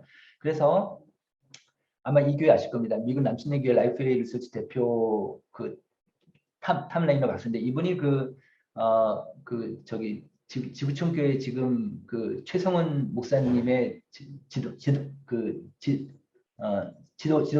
교수세요. 이분이 그 행동으로 옮기는 그리스도인 9가지 특성이라는 책을 냈는데 여기 보면은 이 라이프웨이 리서치에서 5년 동안 미국 교인들 추적 조사를 한 거예요. 미국 교인들 추적 조사했는데 그 소그룹 활동하는 사람하고 소그룹 하지 않는 사람들하고 이렇게 했더니 그 5년 후에 소그룹 활동자는 교회에 남게 될 확률이 86%가 남고 소그룹 활동하지 않고 대회비만 참석한 사람이 16%밖에 안 남더라 이런 얘기예요. 그래서 소그룹은 교회 뒷문을 닫아준다 이렇게 얘기하는데 교회 봉사를 소그룹 활동자가 5배가 많고 삶을 나누는 것도 5배가 많고 신앙 성장도 5배가 많고 다른 사람을 인도하는 것도 5배가 많더라. 그래서 모든 성도는 소그룹에 속해 있어야 되고 모든 소그룹 구성원은 다른 사람을 소그룹에 초대해야 된다. 뭐 이런 얘기를 하고 있습니다. 그래서 지금 한국 교회에서는 소그룹 잘 못하고 있는데 소그룹이 하나의 하나의 좀 키가 되지 않을까 이런 생각이 좀 들었고요. 또 하나는 저는 이제 소그룹을 이렇게 생각하고 있습니다. 그러니까 뭐냐면 지금 온라인 쪽으로 다 교인들이 들어가 있는데 특히 온라인 그룹이 있어요. 온라인 선호 그룹이 있는데 이 사람들이 안 나와요. 그러면 예를 들어서 한국에 이마트다. 그러면은 이마트에 오프라인 고객이 있고 온라인 고객들이 있을 거 아니에요? 온오프라인 고객도 있고. 그런데 이 회사 안에서 오프라인이 주지만 온라인 팀이 별도로 있어요. 그래서 온라인 팀에 임원을 두고 온라인 팀에 직원들을 두고 해서 온라인 고객들만 별도로 구성하고 분석하고 해서 온라인 마케팅을 하거든요. 그것처럼 이제는 그 온라인 성향 이 사람들을 교회를 끌어내지 못하기 때문에 온라인 사역에 대해서 좀 스타디를 할 필요가 있겠고 또 하나는 뭐냐면 온라인만 계속 gat혀 있으면 신앙이 떨어지기 때문에 이 현장 예배로 들어오게끔 해야 될 거 아니에요. 저는 중간 매개체를 소그룹으로 봤습니다. 소그룹. 예컨대 지금 한국에도 미국도 마찬가지일 텐데 초, 중, 고등학교에서 부모하고 자녀하고 제일 관계가 안 좋은 관계가 중등부 엄마들이에요. 중학생 엄마 자녀가 제일 관계가 안 좋거든요. 그러면 교회에서 중학교 엄마 모임을 광고하면 중학교 엄마들은 다 와요. 왜냐면 너무 힘드니까 가서 좀 자기 고민이라도 얘기할 수 있게. 저는 그런 그런 동질적인 소그룹만 형성이 된다면 소그룹을 조금이라도 좀 운영할 수 있지 않을까 이런 생각이 들었습니다. 그래서 제가 그냥 쭉 그렇게 그동안 지난 2년 동안에 쭉 숫자들 한번 좀 말씀을 드렸고요. 그래서 소그룹 같은 거 되게 중요할 수 있겠다는 이런 생각이 들어서 이렇게 말씀을 마치겠습니다. 감사합니다. 네.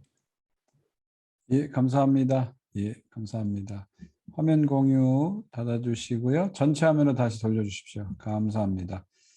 예, 여러분 많이 도움이 되셨죠? 우리가 온라인으로 코로나에 목회하면서 저 화면 뒤에서 무슨 일이 일어났을까, 무슨 일이 일어나고 있을까 늘 궁금했는데 이번 통계를 보면서 화면 뒤에서 충격적인 일이 일어나고 있다는 것을 보게 된 것 같습니다. 특별히 청년, 청소년층의 그 통계는 과히 충격적이라는 생각이 듭니다. 오늘 이 지용근 대표님의 강의에 대해서 논차는 노희성 목사님이 해주시겠습니다. 노희성 목사님은 토론토 큰빛교회 담임 목사님이시고요. 골든 코너에서 기독교 영성으로 목회학 박사학위를 하셨습니다. 노 목사님 논차 부탁드립니다.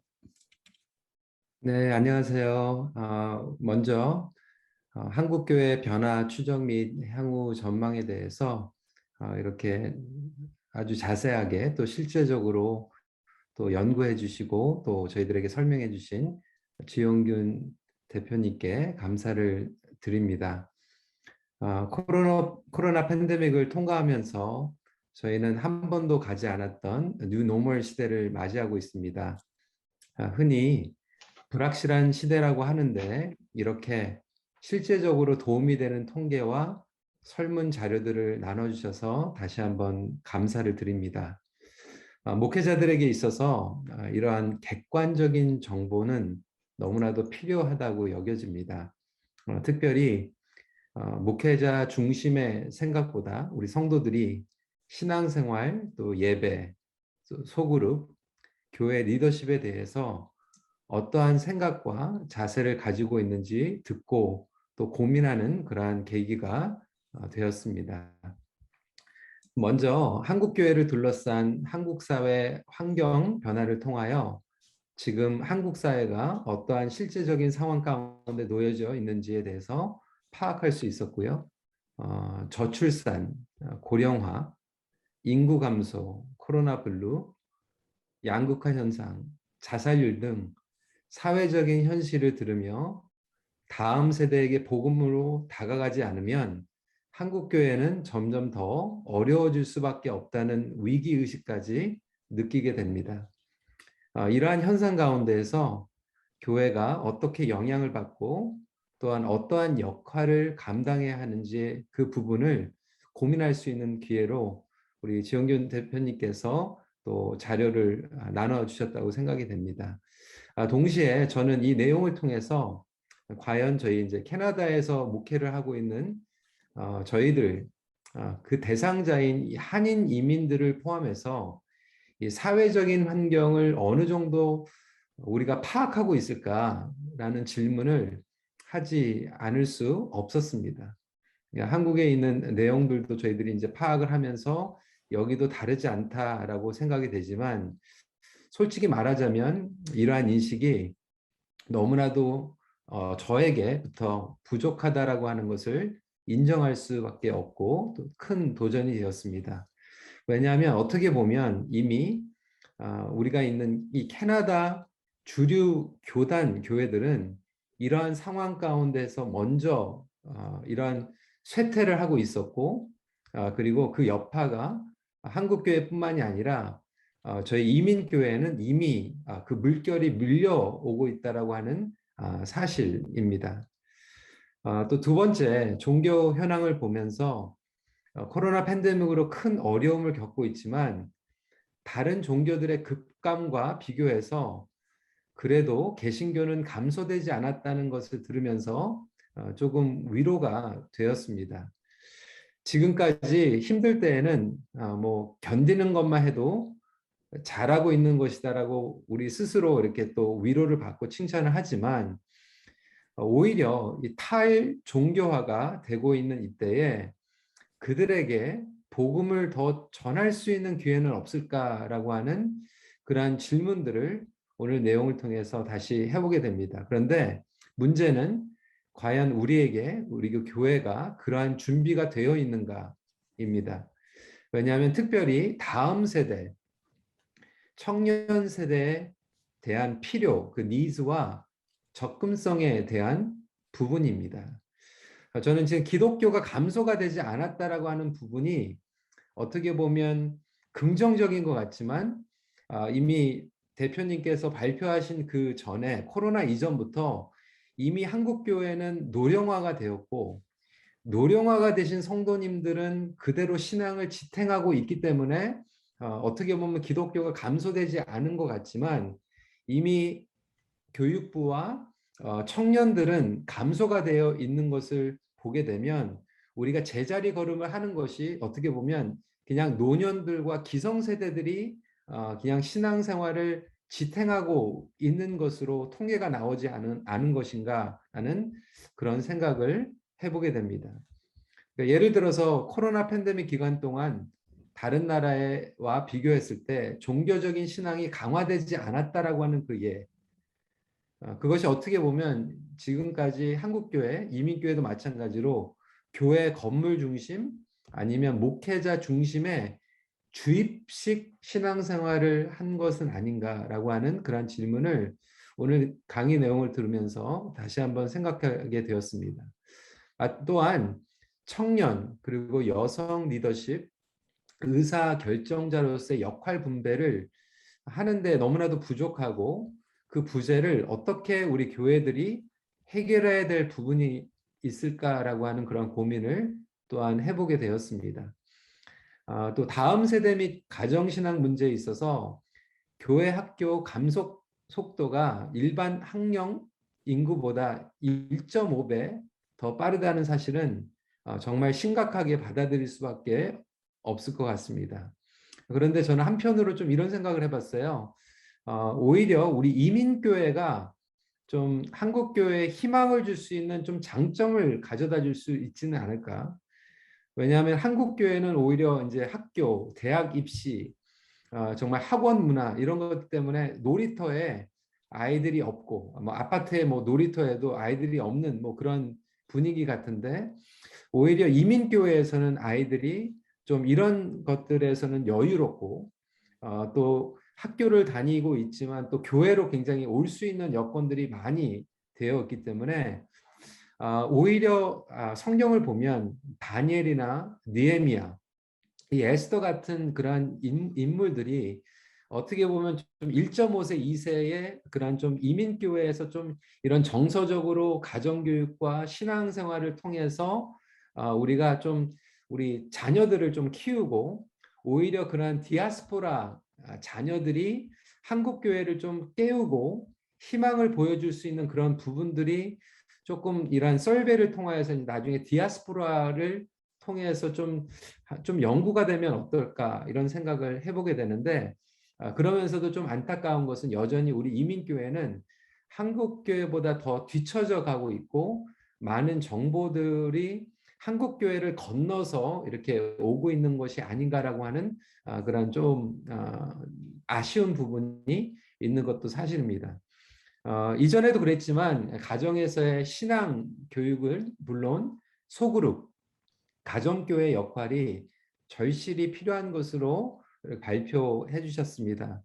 근데 저는 이제 크고 작은 교회 상관이 없이 사실 소그룹 양육은 얼마든지 가능하다고 생각이 되고 교회 건물이 있든 없든 상관이 없이 그렇게 소그룹 사역을 할 수 있는데도 불구하고 대부분의 목회자들은 교회 사이즈 아니면 건물 이런 것들 때문에 본질적인 사역을 하지 못하고 있다라고 여기는 경향도 있지 않은가라고 하는 질문을 해보게 됩니다. 그렇다면 한국교회 신학교 그리고 목회자들 교단에서는 어떻게 이 부분을 잘 양육하고 훈련시켜야 하는가? 실제적으로 현재 한국 신학교 훈련 등에서 이러한 부분들을 잘 준비해 주지 못하고 오히려 굉장히 기성교회 좀 뭐 대형교회 중심으로 그런 목회 패러다임 성공주의의 목회 패러다임으로 계속해서 여전히 우리 신학생들을 교육하고 있는 것이 아닌가. 그렇기 때문에 그러한 패러다임으로 이제 훈련을 받은 사람들이 이제 밖에 나가서 이 팬데믹 가운데에서 정말 창의적으로 이러한 어려움을 뚫고 목회를 할 수 있을까라고 하는 그런 질문을 하게 됩니다. 요즘은 유튜브를 통해서 수많은 조회수를 확보하고 있는 것들을 보면 어느 교회는 목사님의 설교보다 어떤 찬양 인도자의 그 찬양이 조회수가 엄청 많고요. 어떤 기도회, 평신도들의 간증이 조회수가 더 많은 경우도 있고, 심지어는 제가 좀 충격적이었던 것은 목사 안수를 받지 않았던 어떤 전도사님이 혼자서 유튜브로 말씀을 전하고 있는데 수만 명이 보고 있는 것도 보게 되었습니다. 그래서 이것들은 어떻게 보면 청중들이 실질적인 고민을 하고 있는 부분들을 잘 파악하고 그것을 터치해주고 있기 때문이 아닌가라고 하는 생각을 하면서, 그렇다면 이제 우리 교회들도 이러한 일상생활 가운데에서 접근하고 우리 성도들이 적용할 수 있는 양육들에 더 집중해서 나아가야 되는 것이 아닌가라고 하는 것들을 오늘 우리 주영근 대표님께서 또 데이터를 연구해 주시는 것을 통해서 좀 생각을 하는 그런 계기가 되었습니다. 그래서 너무나도 귀한 자료들, 통계 자료들 저희들에게 나눠주셔서 진심으로 감사를 드립니다. 이어서 질문을 제가 해야 되는데, 사실 제가 질문을 올렸던 것들이 많이 이제 우리 대표님께서 좀 대답을 해주신 부분들이 있어서 제가 조금 수정을 했습니다. 그래서 지금 마지막에 들으면서 몇 가지를 조금 수정을 했는데요. 첫 번째로 이제 제가 가지고 있었던 질문은 이제 결국 이제 온라인 예배는 이제 사라지지 않고 앞으로도 이제 성도들이 코로나가 종식이 되어도 이제 25%에서 30% 아니면 더 이제 계속해서 이제 온라인 예배를 원할 텐데, 문제는 온라인 예배를 통하여서 거의 40% 이상이 예배자가 아니라 시청자로 예배를 그냥 보고 있다라고 하는 거죠. 저희가 신학적으로도 그렇지만 우리 성도들에게 예배는 보는 게 아니다, 예배는 드리는 거다, 액티브 월십을 얘기하고 있잖아요.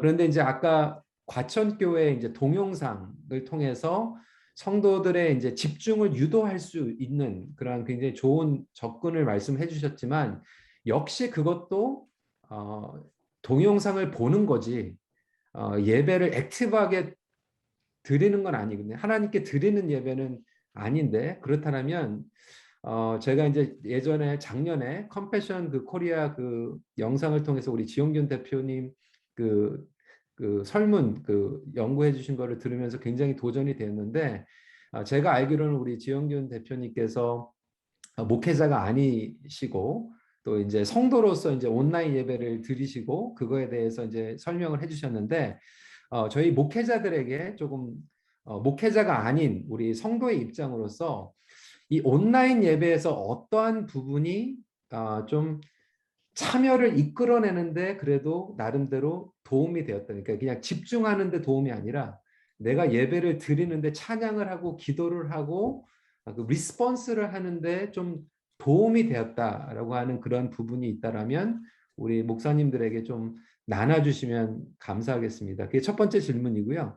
이제 두 번째 질문은 아까 말씀하셨던 것처럼 한국 교회에서는 이제 좀 이게 조금 의아한 부분 같은데, 왜냐하면 교회 사이즈가 작을수록 오히려 비교적 소그룹 사역이 더 잘 돼야 되는 걸로 상식적으로는 이해가 되는데, 왜 한국 교회에서는 대형 교회가 소형 교회보다 비교적 소그룹 사역이 잘 이루어지고 있다라고 생각되십니까?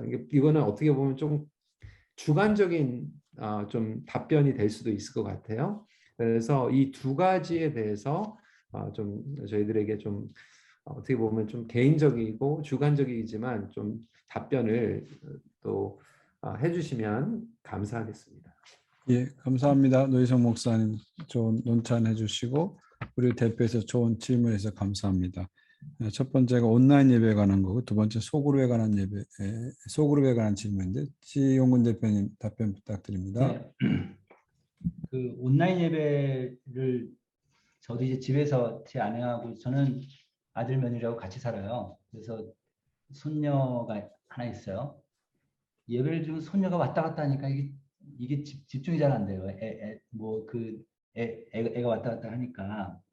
그래서 이제 이거를 그래서 저희 부부는 그냥 아예 웬만하면 그냥 현장 예배 가서 예배를 드려요. 그런데도 이제 어떤 때 이제 온라인 예배를 드릴 때가 있는데, 음, 그 이게 같이 뭐 이렇게 하고 이게 여러 명이서는 그러니까 여러 사람이 이렇게 아들며느리하고 이렇게 같이 있을 때는 그래도 어느 정도 소그룹이 되니까 예배 드릴 때 같이 입을 벌려서 찬양하고 기도하게 돼요. 그런데 혼자 예배를 드리잖아요. 잘 못하겠더라고요. 음, 혼자 예배를 드리면 제 아내하고 둘이 예배를 드리면 잘 못하겠더라고요. 그게요. 어떤 그런 그 환경적인 그런 게 있어요. 그죠? 그런데 저는 평신도 입장에서 꼭 굳이 내가 입을 벌려야 은혜를 받나? 꼭 내 입을 벌려야 내가 그 예배에 집중하는 건가?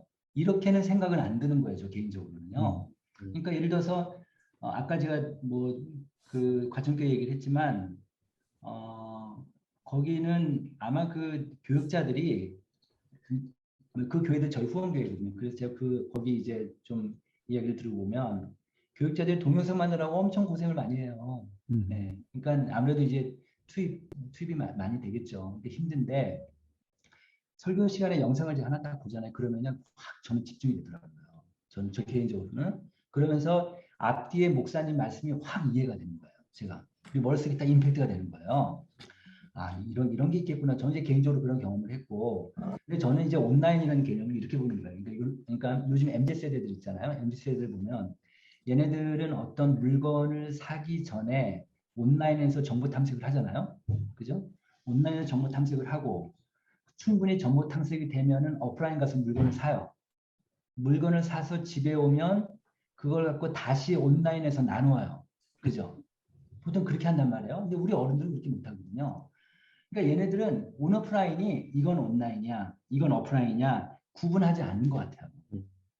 그냥 너무너무 자연스럽게 온오프라인이 왔다 갔다 하는 것 같아요. 저는 이게 하이브리드 처치 개념이라고 봐야 될 것 같아요. 그러니까 온라인으로 갔다 오프라인으로 갔다 온라인으로 갔다 오프라인 이게 아주 자연스럽게 왔다 갔다 할 수 있는 그런 경지까지 갈 수 있는가 그런 생각을 좀 해보게 됐어요. 네. 뭐 이제 그 정도 온라인 개념 그다음에 또 하나 제가 말씀드리고 싶은 거는 예를 들면 영화 촬영하잖아요. 영화 감독 옆에 그 이제 스태프들이 많잖아요. 그 스태프들 중에 슈퍼바이저라는 그런 직능적인 그런 사람이 하나 있어요. 그게 어떤 사람이냐면 CG 있죠, CG. 그러니까 영화를 이제 만들 때 그 컴퓨터 그래픽을 하게 되면은 옆에서 영화 감독한테 이걸 이렇게 하면은 이렇게 구현이 됩니다. 이런 거를 수시로 조언해 주는 어드바이저 할 수 있는 그런 사람이 이제 슈퍼바이저인데 예컨대 기업 같은 요즘 큰 기업들 이제 그 CEO라고 하잖아요. CEO가 있고 뭐 COO, 뭐 CTO 이렇게 하잖아요. 요즘은 CDO가 생겼대요. CDO. 구체적으로 CDO가 뭐냐면 D가 디지털. 그러니까 우리 기업이 우리 회사가 이런 제품이나 회사 시스템 전체적으로 이렇게 디지털화돼야 된다. 이거를 아예 팀을 만들어서 거기에 전체적인 리더십을 두는 거죠, 말하자면. 그럼 목사님들 입장에서는 아주 소형교는 어렵겠지만 중견교 목사님 같은 경우는 이런 슈퍼바이저라든지 CDO를 옆에 두셔야 될 거 아니에요. 앞으로는. 그죠? 그래서 그러니까 신학도 알고 목회도 알고 이런 디지털 환경이나 디지털 베이스 다 알 수 있는 그런 전문가를 옆에 붙여놓고 목회하시면 훨씬 더 도움이 되겠죠. 네, 그런 생각이 좀 들었습니다. 네. 그다음에 또 하나 그러니까 제가 아까 정확하게는 표현을 못한 것 같은데 대형 교회라고 소급을 잘하진 않아요. 왜냐하면 지금 그렇지만 소형교회보다는 지표상으로는 약간 더 높긴 한데 그게 큰 차이는 아닌데 제가 강조하고 싶었던 건 이거예요. 소형교회는 몇 명이 안 되잖아요. 그러니까 소그룹 잘할 것 같은데 못한다는 거예요. 그러니까 아이러니인데 소그룹은 만약에 30명 교회, 50명 교회면은 소그룹을 잘할 수 있을 거 아니에요. 근데 그걸 안 하시더라고요. 그러니까 소그룹 교회 목회자들 보면 소그룹에 대한 지표들이 안 좋아요. 네. 그래서 이제 그런 걸 제가 아까 말씀드린 거고, 아까 제가 얘기했던 그 사례 중에 지구촌 교회 같은 경우는요, 거기가 지금 교인 수가 한 등록기냐 4만 명이 좀 넘어요. 4만 명 넘고 지금 주 단위로 소그룹이 지금 3,000개가 돌아간대요. 3,000개가 줌으로 하고 있어요. 거기는 줌으로 3,000개가 돌아가는데 그러니까 교인들을 소그룹을 다 잡고 있는 거예요. 네트워크를 그러니까 다 잡고 있는 거예요. 이러다 보니까 이 교회는 그래서 그 최 목사님 저한테 그러시더라고요. 밖에는 얘기를 못하겠지만 교인 수가 늘었대요. 작년에. 헌금도 늘었대요. 소그룹을 통해서. 소그룹을 통해서. 네. 그래서 뭐 이제 그런 얘기도 좀 하셨는데 어쨌든 근데 이 교회는요 모든 조직 그러니까 교회 조직 전체가 소그룹 중심으로 돼 있더라고요.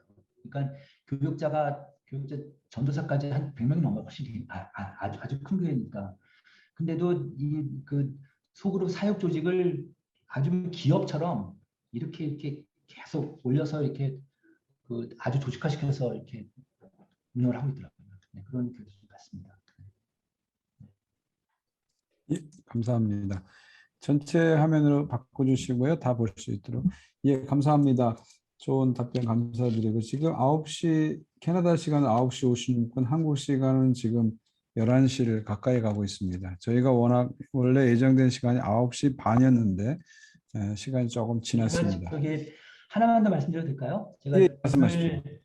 제가 이제 한국에 있는 목사님들만 보다가 이게 이제 외국에 있는 한인 목사님들 뵀는데 하나 꼭 말씀드리고 싶은 게 하나 있었어요. 오늘 기회에 제가 이민교회 조사를 한번 하고 싶어요.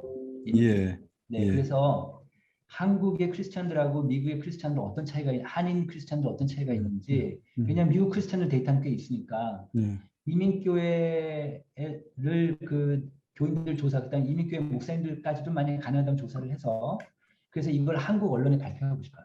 예. 그래서 지금 우리가 한국에 이제 우리만 지금 다 집중하고 있는데 미국에 지금 이렇게 그 이민교회들의 이런 애환이 있고 이런 어려움이 있고 이런 애로사항이 있고 이렇게 우리보다 더 잘 되는 것도 있다는 거를 한국에 좀 알리면 좋겠다는 그런 생각이 들더라고요. 예. 그래서 비용을 이렇게 많이 들지는 않습니다. 뭐 비용은 뭐 큰 돈은 안 드니까 혹시 가능하시다면 한번 저희 연구소하고 같이 해서 이민교회 조사를 북미 쪽에 한번 하면은 참 좋긴 할 것 같다는 생각이 듭니다. 네. 예, 감사합니다.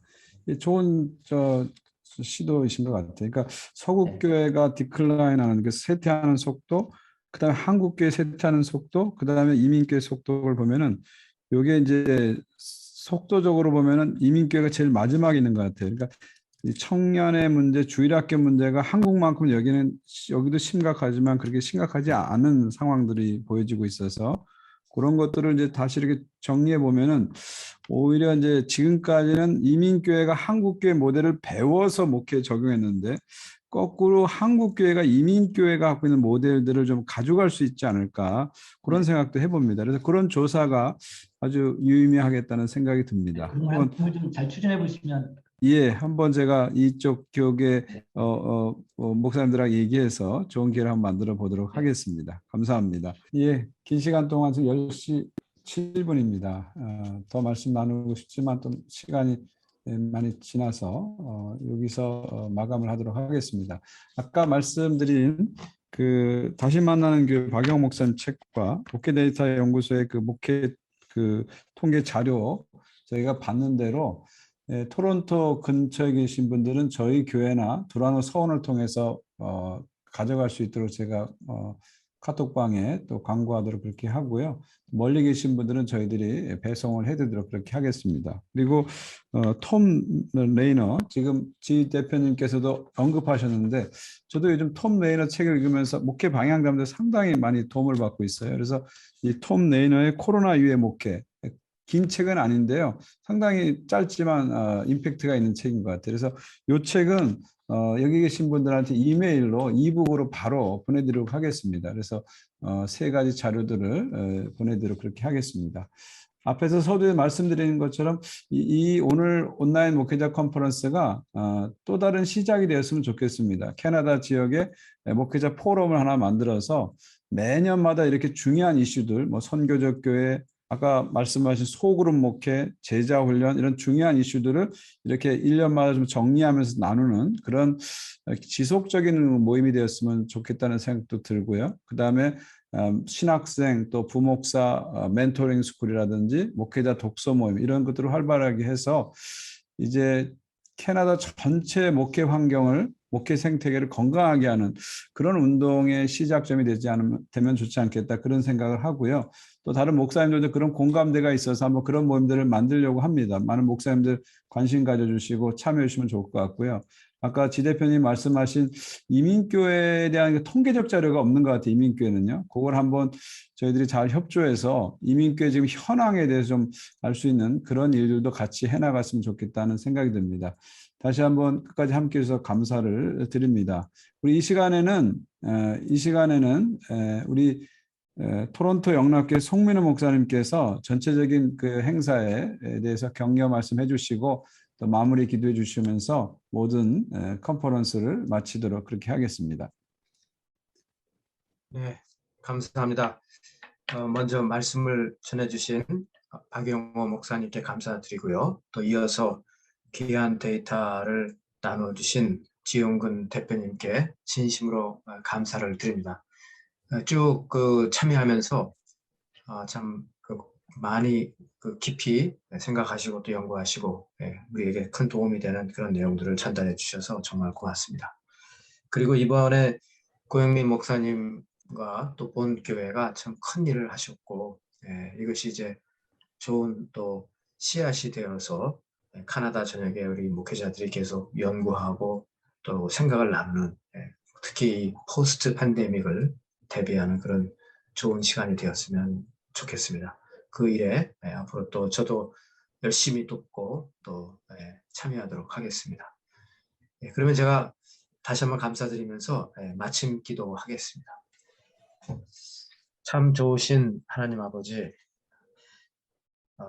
오늘 주일 예배를 잘 마치게 인도해 주시고 거의 40명 가까이 되는 주의 종들을 한자리에 모아주셔서 사상 초유의 이 팬데믹이라는 참 어려운 그런 상황을 맞이한 우리 모두에게 주님께서 우리가 좀 더 어떻게 생각하며 또 어떻게 대처하고 또 어떻게 미래를 준비해야 될지에 대해서 이런 귀한 두 분의 강사님의 말씀을 통해 도전을 주시고 또 비전을 허락해 주시니 감사합니다.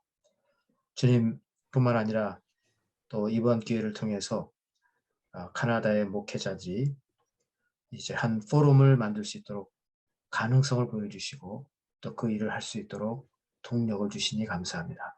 특별히 본 한인교회 그 고영민 목사님 또 온 성도들의 아름다운 마음을 하나님 기억해 주시고 참 이 운동이 참으로 하나님 보시기에 기뻐하시는 그래서 목회의 생태계를 더 건강하게 만드는 귀한 운동이 될 수 있도록 도와주시옵소서.